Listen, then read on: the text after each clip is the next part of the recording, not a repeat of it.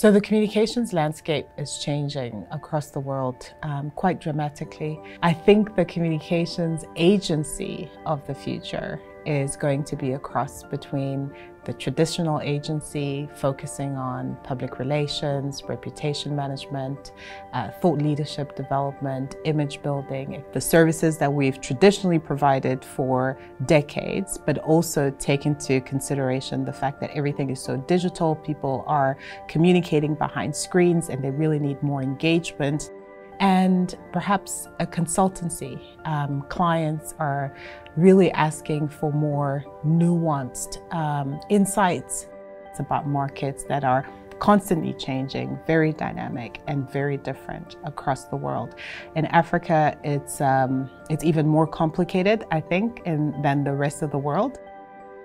We find that clients are really asking for how do we approach this specific market? How do we speak to the specific audience in a way that is culturally relevant, that takes into consideration socio-political nuances, that takes into consideration the economic landscape? For a continent as big as Africa, they want to know how do we approach communications in 54 different countries that are so different.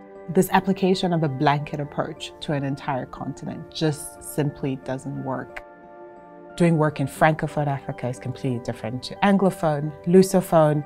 I was born in the Congo, in Kinshasa. People who live in Kinshasa speak a different language, have different cultural sensibilities than people who live on the east of the DRC, for example, closer to Rwanda, Uganda, Burundi. So the way that you approach even one country is going to be so varied and so diverse. So how much more for a whole continent? One of the things that I always tell my clients is building relationships beyond screens. So you can buy 1 million followers on any given social media platform, but to really get those followers to actually engage with you in a really meaningful way that incentivizes them to really have conversations that drive specific impact is a completely different ballgame. So first, work with local people. You can't replace local expertise.